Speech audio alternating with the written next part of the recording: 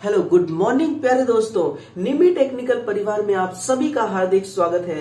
दोस्तों मैं आज आपके समक्ष केवल वन लाइनर क्वेश्चनों को लेकर आया हूं और ऐसे प्रश्न दोस्तों आपके एग्जाम में अक्सर पूछे जाते हैं और जो इनका आंसर होता है ना वो भी दोस्तों बहुत ही प्यारा सा और बहुत ही छोटा सा आंसर होता है ना। तो चलिए आज की इस क्लास को स्टार्ट करते हैं और देखिएगा दोस्तों, हर रोज की तरह आज भी आपके लिए कुछ मोटिवेशन की लाइन लेकर आया हूं, आपको कुछ मोटिवेट करना चाहता हूं। देखिए, जीतने का हो जज्बा और हौसला हो भरपूर तो मंजिल तो मिल ही जाएगी अगर हारना ना हो मंजूर। अगर आपका हौसला भरपूर है तो आपको कोई नहीं हरा सकता, दुनिया की कोई ताकत आपको नहीं हरा सकती, दुनिया की कोई शक्ति आपको आगे बढ़ने से नहीं रोक सकती। जब भी दोस्तों आप डिमोटिवेट हो ना तो आप दोस्तों एक बार उस माँ बाप का चेहरा याद कर लेना जो आपके लिए दोस्तों आज भी पसीने बहा रही है। एक बार दोस्तों उनके बारे में सोच लेना, फिर आपके अंदर इतना मोटिवेशन आएगा ना दोस्तों कि आपको कोई पढ़ने से रोक नहीं सकता। इसलिए आपको जब भी आपके अंदर डिमोटिवेशन आए तो आप उस चेहरे को याद कर लेना। आपको दोस्तों वक्त आया है उनके पसीने को, उनके द्वारा जो पसीने बहाया गया है उस पसीने का हिसाब देने का वक्त आया है और आपको दोस्तों उसका हिसाब देना ही होगा, उसका हिसाब चुकाना ही होगा, है ना। देखिएगा आज का पहला क्वेश्चन है दोस्तों और इस पहले क्वेश्चन को पढ़िए और इसका आंसर दीजिए कि मानव शरीर है कैसा मानव शरीर है, अर्धचालक है, कुचालक है, चालक है या अधातु है। दोस्तों मानव शरीर क्या है? मानव के शरीर में दोस्तों क्या होता है? करंट का प्रवाह होता है और उष्मा का भी प्रवाह होता है ना। तो दोस्तों इसका जो आंसर है ऑप्शन नंबर देखिए, इसका सी करेक्ट आंसर होगा, क्योंकि आपको पता है कि मानव शरीर एक कंडक्टर की भांति करता है, तभी दोस्तों हमें और आपको झटका का महसूस होता है। अगर दोस्तों आपसे करंट के झटके के बारे में पूछा जाए ना कि बताइए कि एसी करंट ज्यादा खतरनाक होती है या डीसी करंट ज्यादा खतरनाक होती है, तो आपका आंसर दोस्तों बिल्कुल आप कॉन्फिडेंस के साथ बताना कि जो डीसी करंट होती है वो ज्यादा खतरनाक होती है। लेकिन दोस्तों अगर बात कही जाए कि ज्यादा झटका कौन देती है तो आप कहना दोस्तों एसी करंट ज्यादा झटका देती है और खतरनाक कौन होती है? डीसी करंट खतरनाक होती है। आगे देखिए अगला क्वेश्चन क्या है? क्वेश्चन सेकंड है भट्टी का ताप मापा जाता है। भट्टी का ताप दोस्तों आप पायरोमीटर के द्वारा मापते हैं। किसके द्वारा? आप पायरोमीटर के द्वारा भट्टी के ताप को मापते हैं। भट्टी के अंदर दोस्तों कैसा तापमान होता है जरा याद करिए। कोई सा भी भट्टी हो दोस्तों, चाहे छोटी हो या बड़ी हो, उसके अंदर उच्च ताप होगा और उच्च ताप को दोस्तों हम उच्च तापमापी के द्वारा, उत्त का मतलब उच्च, आपको क्या समझना दोस्तों? उत्त का मतलब उच्च, तो उच्च तापमापी उच्च तापमान को मापता है। और दोस्तों कभी कभी उच्च तापमापी के जगह पे आपको पायरोमीटर देखने को मिलेगा तो आप पायरोमीटर को भी सही आंसर कर सकते हैं। देखिए जो आपका र्यूमर, सेल्सियस और फ़ारेनहाइट है ये सब के सब तापमान को ही मापते हैं, लेकिन दोस्तों ये निम्न तापमान का मापन करते हैं। आगे बढ़िए, अगला क्वेश्चन है कि वाट मीटर दर्शाता है। वाट मीटर दोस्तों स्क्वायर मान को, इंस्टेंटेनियस मान को, एवरेज मान को या उपरोक्त सभी मान को ये दर्शा सकती है। तो याद रखना दोस्तों वाट मीटर केवल एवरेज मान को मापती है। किसको? ये केवल एवरेज मान को ही मापती है।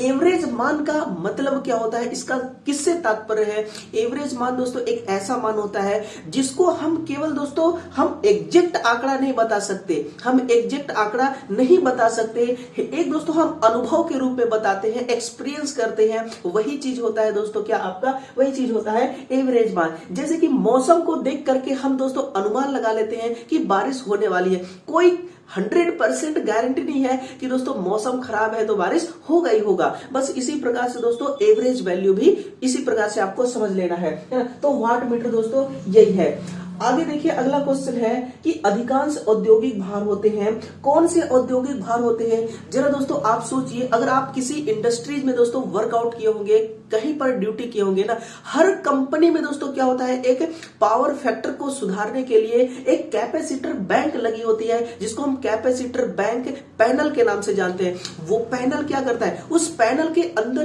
केवल दोस्तों कैपेसिटर लगी होती है जो पावर फैक्टर को सुधारती है। और याद करना मेरे भाइयों, पावर फैक्टर को कब सुधारा जाता है? जब दोस्तों इंडक्टेंस का गुण अधिक हो किसी लोड पर। और जब इंडक्टेंस का गुण अधिक होता है किस कंडीशन में? इंडक्टिव लोड अधिक होने की कंडीशन में। दोस्तों किस प्रकार की लोड अधिक होगी? तो इंडक्टिव लोड, इंडक्टिव भार दोस्तों सबसे अधिक होगी। और इसी इंडक्टिव भार को दोस्तों हमें दोस्तों धारिती भार में कन्वर्ट करने के लिए, यानी कि इसके पावर फैक्टर को बढ़ाने के लिए हम क्या करते हैं, धारिती भार का दोस्तों इसमें हम लोड डालते हैं। यानी कि कैपेसिटर बैग भी दोस्तों एक प्रकार का लोड ही है। किस प्रकार का, वो कैपेसिटिव लोड है जो किसमें कन्वर्ट करने की कोशिश करता है, पावर फैक्टर को बढ़ाने की कोशिश करेगा। अगला क्वेश्चन देखिए, एक मैगर में कितने टर्मिनल की संख्या होती है। बिल्कुल वन लाइनर क्वेश्चन है, सारे क्वेश्चन वन लाइनर क्वेश्चन ही है और इसका आंसर भी दोस्तों शानदार है। पढ़िएगा, एक मैगर में टर्मिनल की संख्या कितनी होती है, तो इसमें दोस्तों 2 होती है। कितने टर्मिनल होंगे, 2। कौन कौन से अगर पूछा जाए तो इसमें एक ए होता है दोस्तों, ई होता है और दूसरा पी के नाम से जानते हैं। ई और पी हम क्यों कहते हैं, सुनिएगा। जो आपकी मैगर होती है ना, मैगर के अंदर दोस्तों किस प्रकार का जनरेटर होता है, परमानेंट मैग्नेट युक्त जनरेटर होती है और जनरेटर डीसी पावर जनरेट करती है। और डीसी में दोस्तों पॉजिटिव और अर्थ यानी कि पॉजिटिव और निगेटिव के नाम से जानते हैं, वहीं से आया पी और ई, ये 2 टर्मिनल है। और दोस्तों एक बात आपको मैं बता दूं कि इन दोनों टर्मिनल को ना कभी भी दोस्तों आप एक बार अपने हाथ से टच मत करना। अगर आपने टच कर दिया ना दोस्तों तो बिल्कुल 1 सेकंड के अंदर दोस्तों ये नानी याद दिला देगी, है ना, बहुत खतरनाक झटका देगी। इसलिए दोस्तों आपको क्या करना है, एक साथ नहीं छूना है। क्यों नहीं छूना है, क्योंकि इसमें जो वोल्टेज का रेंज है ना दोस्तों वो 500 वोल्ट होता है। आपको दोस्तों झटका का जो महसूस है ना वो 90 वोल्ट ही दिला देता है। आप खुद सोचिए 500 वोल्ट को जब आप एक साथ दोस्तों टच करेंगे तो आपकी क्या हालत होगी। अगला क्वेश्चन देखिएगा, क्वेश्चन नंबर क्या है, क्वेश्चन 6 है। हाँ, क्वेश्चन 6 देखिए, निम्नलिखित में से कौन सा एक ओमिक प्रतिरोध है। देखिए दोस्तों, जो आपका डायमंड है, अगर मैं पूछूं डायमंड क्या है, डायमंड दोस्तों ये विद्युत का ना कुचालक होता है। विद्युत का क्या है, ये कुचालक है। इसमें से करंट प्रवाह नहीं हो पाती, लेकिन दोस्तों ये उष्मा का सुचालक है। ये उष्मा को दोस्तों अपने अंदर से ट्रांसफर करा सकती है, इसलिए उष्मा का सुचालक, विद्युत का कुचालक है। वाल्व किसको कहते हैं, वाल्व दोस्तों हम डायोड को कहते हैं। जो डायोड किस पर काम करती है, किस सिद्धांत पर, नॉन रिटर्निंग वाल्व। इसको हम क्या कहते हैं, लिखिएगा नॉन रिटर्निंग वाल्व, है ना, इसको नॉन रिटर्निंग वाल्व के नाम से भी जानते हैं। और ये दोस्तों एक सेमीकंडक्टर है। और सिलिकॉन क्या है, ये भी एक सेमीकंडक्टर है। चाहे वो सेमीकंडक्टर हो, चाहे वो विद्युत के कुचालक हो, वो सब के सब दोस्तों किस पर काम नहीं करते, वो सब के सब ओमिक प्रतिरोध पर काम नहीं करते। ओमिक प्रतिरोध का मतलब क्या होता है दोस्तों, करंट को बढ़ाएं तो वोल्टेज का भी मान बढ़ना चाहिए, अगर वोल्टेज को बढ़ाएं तो करंट का भी मान बढ़ना चाहिए। यही ओमिक प्रतिरोध होता है। ये क्या होता है दोस्तों, ओमिक प्रतिरोध होता है। तो देखिएगा नाइक्रोम क्या है, नाइक्रोम एक ओमिक प्रतिरोध के श्रेणी में इसको रखा गया है, तो आंसर होगा नाइक्रोम। और नाइक्रोम का आप प्रयोग कहां पर करते हैं, तो कॉइल बनाने के लिए। किसका दोस्तों, किसी हीटिंग एलिमेंट का कॉइल बनाने के लिए आप इसको काम में लेते हैं।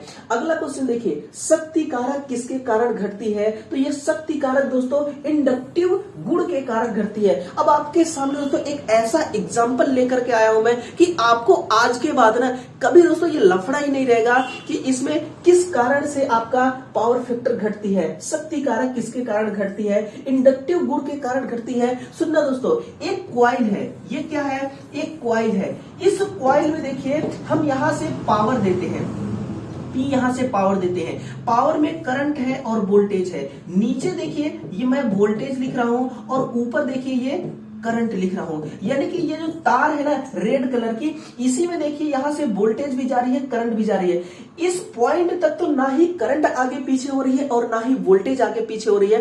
लेकिन जैसे दोस्तों यहां से ये जो टर्न आपको दिखाई दे रहा है ना, इस टर्न में जैसे ही करंट प्रवेश करती है, करंट क्या करती है कि चुंबकीय क्षेत्र के रूप में ये स्टोर होना स्टार्ट हो जाती है। और जितने टाइम में ये स्टोर होने लगती है ना, वोल्टेज दोस्तों उतने टाइम में आगे निकल जाती है। तो आपको क्या ध्यान रखना है कि करंट पीछे हो जाती है, वोल्टेज आगे हो जाती है। कितना डिग्री का डिफरेंस है, तो लिखना माय डियर 90 डिग्री का। कितना, 90 डिग्री का डिफरेंस हो जाती है, यानी कि इनको एक साथ रहना चाहिए लेकिन एक साथ नहीं दोस्तों, ये चुंबकीय क्षेत्र के रूप में स्टोर होने लगती है इस कॉइल में करंट, और वोल्टेज इतने में आगे निकल जाती है। तो इसी के कारण दोस्तों इंडक्टिव गुण है और यही कारण बनती है इस पावर फैक्टर का घटने का। तो आंसर आपके सामने है। और देखिएगा अगला क्वेश्चन क्या है, क्वेश्चन नंबर 8, सर्विस फ्यूज का उपयोग किया जाता है। कहां पर सर्विस फ्यूज का उपयोग करते हैं? एक डायग्राम देखिए दोस्तों, ये है आपका किलोवाट हावर मीटर, ये क्या है? Kilowatt hour metre. और यहां पर है दोस्तों आपका डिस्ट्रीब्यूशन बोर्ड जिसको आप कहते हैं डीबी, और ये है आपकी एमसीबी, ये है डबल पोल की आपकी एमसीबी, है ना। आप देखिए इसका मैं कनेक्शन करके आपको दिखाता हूं।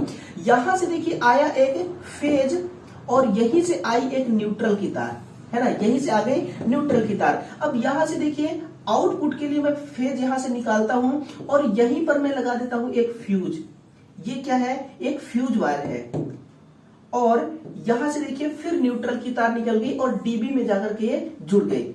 और आगे देखिए इस फ्यूज से जो वायर पास आउट हो रही है इसको मैं डीबी बॉक्स में दे दिया, डिस्ट्रीब्यूशन बॉक्स में, और यहां से इसको निकाल करके देखिए मैं कहां पर लगा दिया, इसको इस पॉइंट में। और जो न्यूट्रल वाली तार है, न्यूट्रल वाली तार को भी डिस्ट्रीब्यूशन बॉक्स के आउट गोइंग से निकाल करके इस एमसीबी में दे दिया। अब इस एमसीबी से आप जहां मर्जी वहां ले जाकर के लोड में सप्लाई दे सकते हैं। तो आप देखिए दोस्तों स्विच कहां पर लगा हुआ है? एनर्जी मीटर के बाद में लगा हुआ है या एनर्जी मीटर से पहले? तो एनर्जी मीटर के बाद में, है ना। ऑप्शन नंबर देखिए, ऑप्शन बी सही है। और डिस्ट्रीब्यूशन बोर्ड से पहले लगा हुआ है, मुख्य स्विच से पहले लगा हुआ है, यानी कि डिस्ट्रीब्यूशन बोर्ड मुख्य स्विच है, तो मुख्य स्विच से पहले। तो आपका आंसर क्या होगा? ऑप्शन नंबर इसका डी सही आंसर होगा। तो इस प्रकार से डायग्राम के माध्यम से आपने समझाना। अब दोस्तों ये आपके दिमाग में सेट हो गया, ये कभी भी आपको भूलने वाला है नहीं। अगला क्वेश्चन देखिए, क्वेश्चन नंबर 9 क्या है? क्वेश्चन 9 है कि अर्धचालक में स्पेसिफिक चुंबकशीलता होती है। ये होती है दोस्तों, कितना होता है इसमें? 0 स्पेसिफिक चुंबकशीलता होता है। इतना आपको ध्यान रखना है कि जो भी अर्धचालक होती है ना उसमें स्पेसिफिक चुंबकशीलता का मान क्या होता है? 0 होती है। ये दोस्तों आपके लिए एक नया क्वेश्चन था, है ना। ये क्वेश्चन आपको बिल्कुल नया लग रहा होगा और ये नया क्वेश्चन वाकई में आपके लिए था। बैटरी के धारिता के मापन की यूनिट किसमें होती है? ये मिली एम्पियर में। किसमें दोस्तों? मिली एम्पियर में होती है। धारिता की मापन किसमें होगी? मिली एम्पियर में होगी। अगला क्वेश्चन देखिए, क्वेश्चन नंबर 11 क्या है? क्वेश्चन में कि प्रेरण मोटर के स्टेटर का आकार कैसा होता है? तो इसका आकार दोस्तों हमेशा कैसा होता है? बेलनाकार। अगर ऑप्शन में दे दे दोस्तों खोखला बेलनाकार तो और ही अच्छा शानदार क्वेश्चन आपका बन जाएगा, ऑप्शन बन जाएगा, है ना। तो खोखला बेलनाकार होता है। आप कभी भी दोस्तों इसको गोलाकार आंसर ना दे। ट्रांजिस्टर में कितने सिरे होते हैं? तो ट्रांजिस्टर में 3 सिरे होते हैं। कौन कौन से? तो लिखिएगा, पहला होता है एमीटर, फिर होती है बेस, फिर होती है कलेक्टर, है ना। एमीटर, बेस और कलेक्टर होती है। इसको आप नोट कर लीजिए, एमीटर, बेस, कलेक्टर 3 है। अगर आपके पास दोस्तों प्रॉपर क्वेश्चन में ये पूछ दिया जाए कि यूजेटी में कितने टर्मिनल होते हैं, बीजेटी में ये भी सब ट्रांजिस्टर है, तब दोस्तों आप उसके अकॉर्डिंग आंसर करना। अगर केवल ट्रांजिस्टर के बारे में पूछ रहा है तो आप इसके अकॉर्डिंग आंसर देंगे। वायरिंग में बोर्ड की ऊंचाई कितनी होनी चाहिए? इससे आसान क्वेश्चन और क्या हो सकता है? 1.5 मीटर। अगर मैं आपसे कहूं कि इंच में बताइए कितना होगा, तो आप लिखिएगा दोस्तों इंच में होगी 11 इंच। कितना दोस्तों? 11 इंच। अगर मैं आपसे कहूं फुट में बताइए कितना होना चाहिए, तो 4 फुट होना चाहिए। कितना दोस्तों? 4 फुट होना चाहिए। तो इसको भी आप नोट कर लीजिएगा कि मीटर में 1.5 मीटर और दोस्तों इंच में कितना होना चाहिए? 11 इंच। केबल के इंसुलेशन सामग्री में होना चाहिए, ये होना चाहिए दोस्तों उच्च इंसुलेटिंग बल्ब। कौन सी? उच्च इंसुलेटिंग बल्ब। अभी एक क्वेश्चन आया था डीआरडीओ में आपके, जिसमें पूछा गया था कि जो केबल का इंसुलेशन है वो किस पर निर्भर करता है, वोल्टेज पर या करंट पर? तो आंसर क्या होगा दोस्तों? वोल्टेज पर करता है। अगला है सामान्य एलईडी कितने वोल्ट पर कार्य करते हैं? तो सभी एलईडी दोस्तों 3 वोल्ट पर कार्य करते हैं। सुनना, जो आपकी दोस्तों एलईडी है, ये एलईडी दोस्तों 1.7 वोल्ट से लेकर के 3 वोल्ट तक की वोल्टेज पर ये ऑन हो जाते हैं। अगर करंट के बारे में कभी पूछे तो लिखिएगा 30 मिली एम्पियर से लेकर के 50 मिली एम्पियर पर ये काम करना स्टार्ट कर देते हैं। तो करंट का ये है रेंज दोस्तों, वोल्टेज का रेंज ये है। अब सुनिएगा दोस्तों, जो आपकी एलईडी है, एलईडी के अंदर क्या होती है, गैलियम आर्सेनिक। क्या होता है दोस्तों, नोट कीजिएगा, गैलियम आर्सेनिक। और ये जो गैलियम आर्सेनिक है, यही एलईडी के अंदर होती है। और सुनिए, जो आपका एलईडी है ना, मापक यंत्र दोस्तों, मापक इंस्ट्रूमेंट दो प्रकार के होते हैं, है ना। मापक इंस्ट्रूमेंट कितने प्रकार के होते हैं, दो प्रकार के।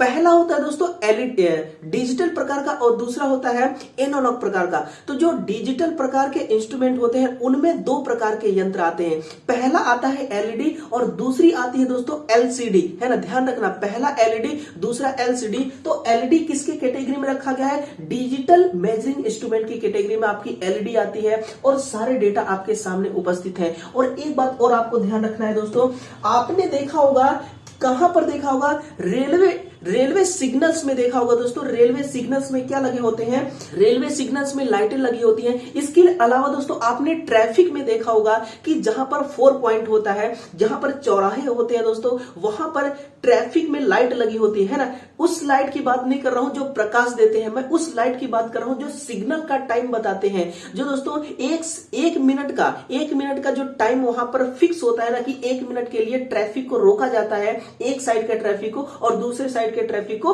पास किया जाता है। तो जिस साइड के ट्रैफिक को रोका गया है, वहीं पर आप खड़े होकर देखेंगे तो एक डिस्प्ले लगी होगी, जिसको हम 7 सेगमेंट डिस्प्ले कहते हैं। वो भी डिस्प्ले दोस्तों डिजिटल प्रकार के मापक इंस्ट्रूमेंट के प्रकार ही उसको माना जाता है। तो इसका आंसर देखिएगा क्या है, 3 वोल्ट इसका करेक्ट आंसर है। तो ये था दोस्तों, इस क्लास में केवल 15 ही क्वेश्चन थे। अब आप कैसा अनुभव कर पा रहे हैं, है ना। देखिए 15 प्रश्न है, मैं आपके लिए दोस्तों रेगुलर तरीके से लगातार इसी प्रकार से प्रश्न लेकर आता रहूंगा। और आपको भी दोस्तों क्या करना है, थोड़ा इस क्लास को शेयर करना है, और इस क्लास को आपको लाइक करना है। तो चलिए कल सुबह फिर से मिलते हैं दोस्तों एक नए क्वेश्चन के साथ। और हाँ दोस्तों, अपने से छोटों को खूब प्यार दें, और असहायों का दोस्तों सहायता करें, और अपने माँ बाप की सेवा करें, अपनी माँ बाप का दोस्तों सम्मान करें। इसी प्रकार से आप अपने जीवन में दोस्तों लगातार आगे बढ़ते रहें। तो चलिए कल सुबह फिर से मिलते हैं एक नए क्वेश्चन के साथ। तब तक के लिए दोस्तों आप सभी का बहुत बहुत धन्यवाद। Thank you.